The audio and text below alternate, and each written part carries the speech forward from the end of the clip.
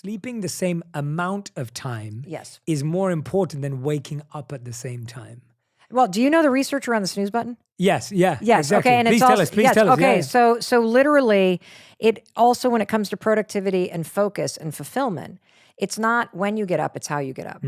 And there's all this crazy research. Like, I'm not some sort of like psycho about the alarm clock or the snooze button. I personally love sleeping in. But I also know that as somebody that struggled with anxiety for 3 decades, lying in bed in the morning or at night is the worst place I can be. Absolutely. That is where the anxiety can pin you down like a gravity blanket.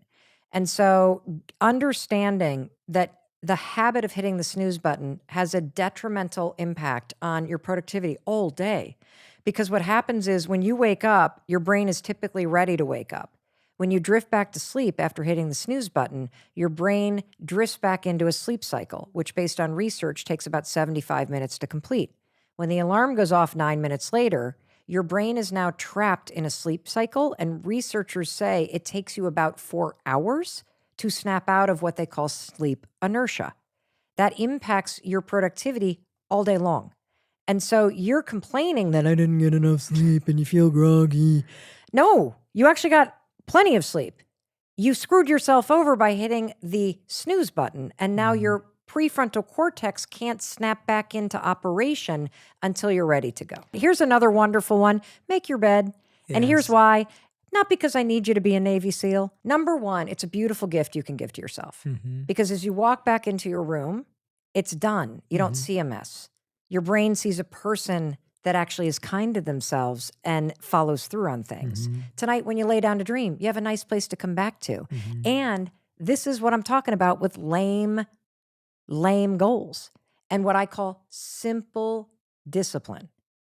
Simple discipline is roll out of bed when the alarm rings. Simple discipline is make your bed. By setting really small goals, little tiny promises, because you're building a new muscle.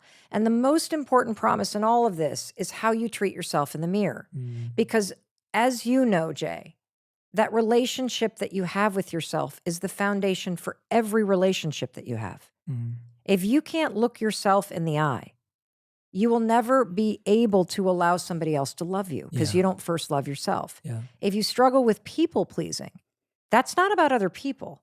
That's about your insecurity with yourself. So it comes back again to this simple discipline of looking at yourself and learning how to be secure with the one human being you spend your whole life with. And the only way you're going to start being secure with who you are is when you start accepting and loving who you are, no matter where you are, whether you exercised today or not, whether you blew it yesterday or not, whether you really are trying hard and winning or not. I love all these principles you're talking about, but the biggest thing is the theme that's underlying all of them is celebrate, congratulate, build trust, which you're so right that this, if anyone's listening and thinking, oh, well, if I celebrate these little things, then I'll never do anything big. No, it's the other way around. It's that if you build trust with yourself, doing these little things, you'll trust yourself with bigger things. And anyone that you see that's doing big, bold, incredible things today is because they trusted themselves with the tiny, small, incremental changes. And so when Mel's saying, celebrate just putting the gym clothes on, she's saying that because if you celebrate that, you'll notice that, hey, I can trust myself for this. This, I think, is a really big piece of the power of this, especially if you're somebody who's achievement oriented, and everybody that listens to this podcast feels a big calling and wants to do more in the world and make a bigger difference and a bigger impact. There's a real danger that's very common, Jay, that you start to marry, or you've always married, being worthy or lovable with what you're doing and what you're achieving. And it works both ways in terms of if you don't have the number on the scale, it means, again, the dust on the mirror. You are not worthy because you haven't achieved it yet. And for those of us that have achieved some things that we've set out to do, what happens is you find that as soon as you achieve the thing, you actually need to do something else. Bigger, better, because it was a thing that you achieved that made you lovable or worthy.